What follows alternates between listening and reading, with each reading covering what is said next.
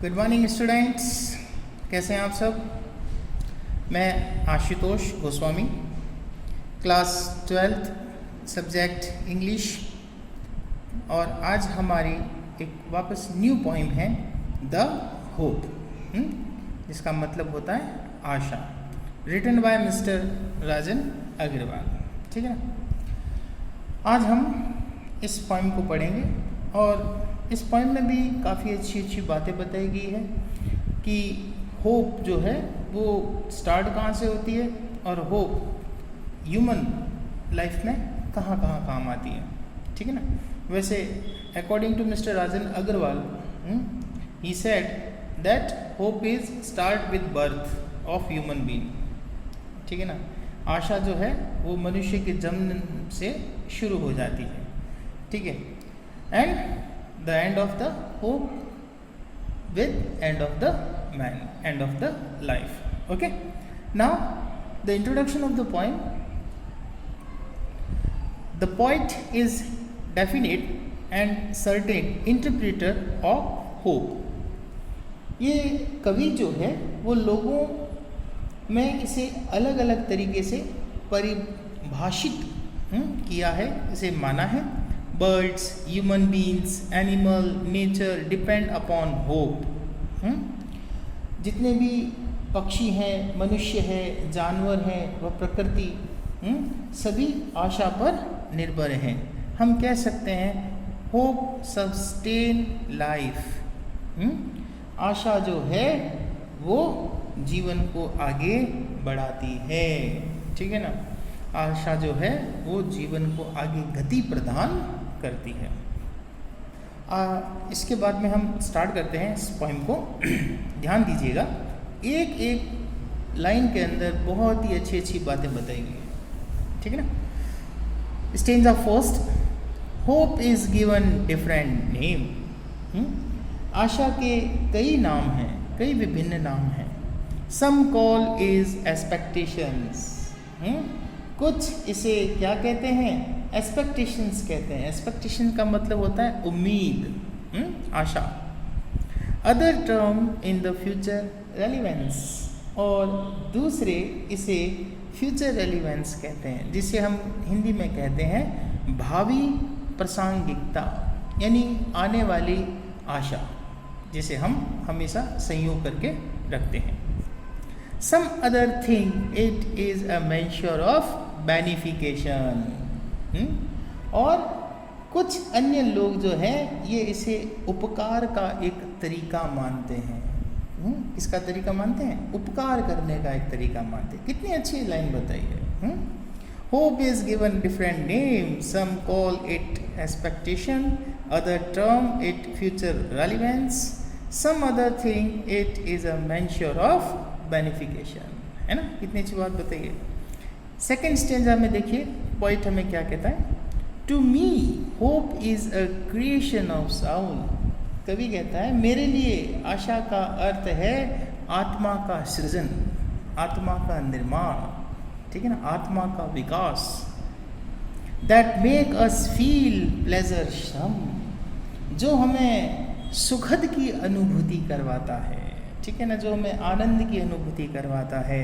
And leap with enthusiasm and glow, और हमारे अंदर एक उत्साह, एक चमक, एक प्रसन्नता, ठीक है ना, वो भर देता है ना। बहुत अच्छी अच्छी बात बताइए आप, इस पर कॉन्सेंट्रेट है ना, है बेटा। स्टेंजा नंबर 3, ध्यान दीजिए। In the past we have survived on hope. भूतकाल में भी हम किस पर सर्वाइव का मतलब क्या होता है? जीवित रहना। हाँ, भूतकाल में भी हम किस पर जीवित रहे? आशा के कारण जीवित रहे। We survive of future because of hope, और हम आशा रखने के कारण ही भविष्य का अंदाजा लगाते हैं। ठीक है ना। सीधी सी बात है, आप अपने फ्यूचर को तैयार करने के लिए जो भी प्लानिंग करोगे वो कौन करवाएगा? आपकी होप करवाएगी, है ना बेटा। थर्ड क्या कहा? Hope kills negativity inside. ध्यान रखना, this is the important line of this point. ठीक है। होप किल्स नेगेटिविटी इनसाइड, इस पर बहुत बार प्रश्न आ चुका है बोर्ड में, कि आशा जो है वो हमारे अंदर की नकारात्मकता को मार डालती है।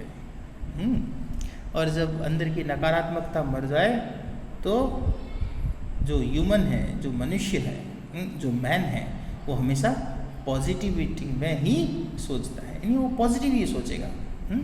एक कहावत है ना, think positive and be optimistic, है ना। तो नेक्स्ट लाइन क्या कहती है, and fills us with the claim and quite, और हमारे अंदर शांति और खामोशी भर देती है। ठीक है ना, कितनी अच्छा स्टेंजा है।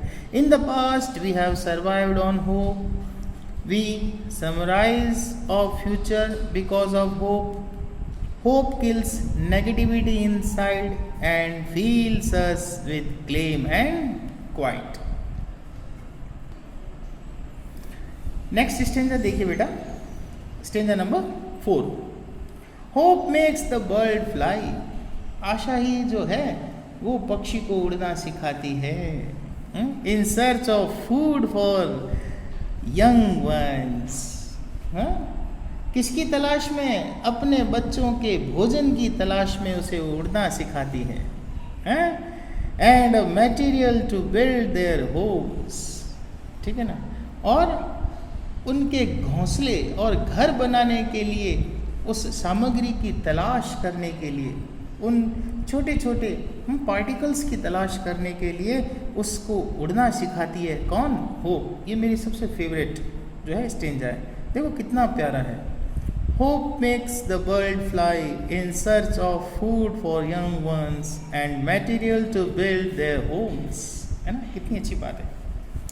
Stanza number 5, it is the hope that make a bird, है, ये आशा ही है जो कली को शाखा पर रखती है। कली का मतलब जानते हो, फूल से पहले है जो एक कली होती है उसे इंग्लिश में क्या कहते हैं बेटा? बड। ये आशा ही होती है जो कली को शाखा पर रखती है। Stay on the branch and Bloom, और उसको तब तक शाखा पर रखती है जब तक कि वह ब्लूम न हो जाए, खिल न जाए। अब देखिए बेटा नेक्स्ट लाइन क्या कह रही है, trees loose their leaves with a hope, पेड़ जो है ना वो आशा के साथ अपने सारे पत्तों को त्याग देता है। That one day it will be landed with a green huge, कि एक दिन वो वापस जो है वो हरे रंगों से परिपूर्ण हो जाएगा, है ना। कितना अच्छा स्टेंजा है।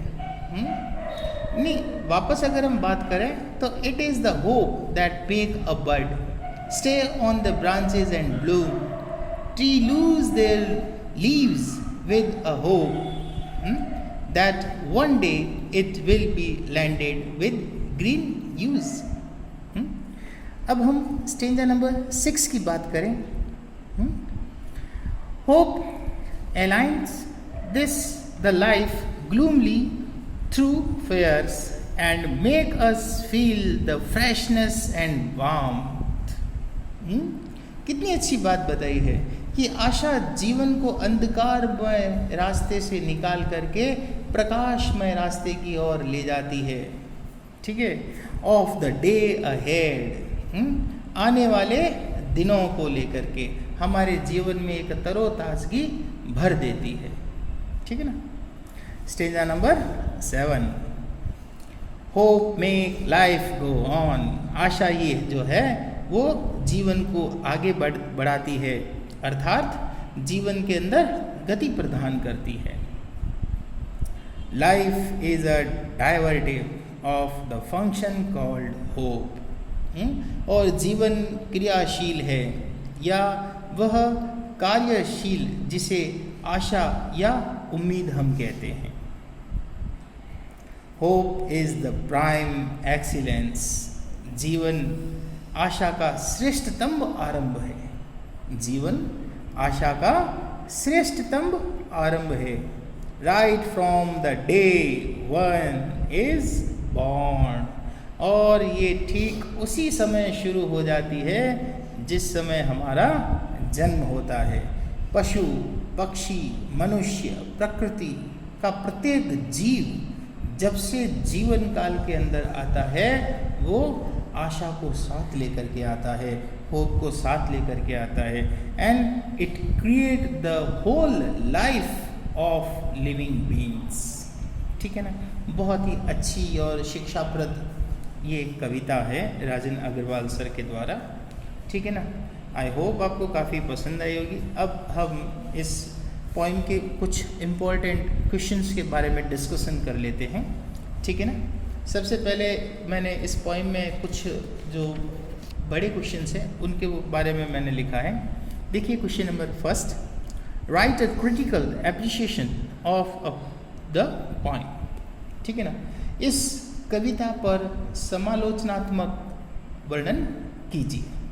ठीक है ना, हाँ आप अपने बारे में या अपने थॉट्स जो हैं उसको इसमें आप शो कीजिए। Question number second, explain the major benefits of hope as described in the poem. यानी इस कविता में वर्णित आशा के विभिन्न मुख्य लाभों को स्पष्ट कीजिए। ठीक है ना, सबसे पहली लाइन जो मैंने आपको बताई थी ना, hope kills negativity inside, that was the important line। और ये इस क्वेश्चन के आंसर की भी मेन लाइन है, ध्यान रखना। क्योंकि जब हम हमारे अंदर की नेगेटिविटी को मार देंगे तो सीधी सी बात है हमारे अंदर क्या रहेगी, एक पॉजिटिविटी जो हमारी लाइफ को क्रिएट करने का काम करेगी। ठीक है, अब हम डिस्कस करते हैं हमारे क्वेश्चन नंबर थर्ड के बारे में। ठीक है ना, बहुत ही सिंपल क्वेश्चन है और बहुत ही प्यारा क्वेश्चन है और 3 बार बोर्ड में पूछा जा चुका है दोस्तों। हाँ ध्यान रखना, how has hope helped us in the past. How has hope helped us in the past. आशा ने भूतकाल में हमारी कैसे सहायता की, याद है वो लाइन? हाँ, कि आशा ही थी जिस पर हम जीवित रहे, याद है वो लाइन? अगले देखिए last question, what are the different name given to hope. ये एक और ऐसा क्वेश्चन है जो बोर्ड के अंदर 3 टाइम्स पूछा जा चुका है। ठीक है, तो आप इस बारे में अच्छी तरह से ध्यान रखेंगे। ये जो मैंने 4 क्वेश्चन लिखे हैं ये चारों क्वेश्चन बोर्ड में आ चुके हैं। ठीक है ना, और इससे ज़्यादा बोर्ड और कोई सेकंड क्वेश्चन नहीं पूछता है। हाँ, थोड़ा क्वेश्चंस को घुमा सकता है एग्जामिनर, लेकिन उसका मीनिंग चेंज नहीं कर सकता। तो हमारा 4th क्वेश्चन, लास्ट क्वेश्चन को आप अच्छी तरह से सुन लीजिए वापस।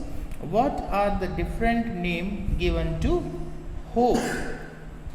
What are the different name given to hope? आशा को दिए गए विभिन्न नाम क्या हैं? ठीक है ना, तो आप सब जानते हैं फर्स्ट स्टेंजा के अंदर ही इसके बारे में काफ़ी डिटेल्स दी गई है। थैंक यू, आई होप आपको मेरा ये वीडियो काफ़ी पसंद आया होगा। ठीक है ना, और इन क्वेश्चंस को अपनी नोटबुक में ज़रूर कीजिएगा। Have a nice day, good bye.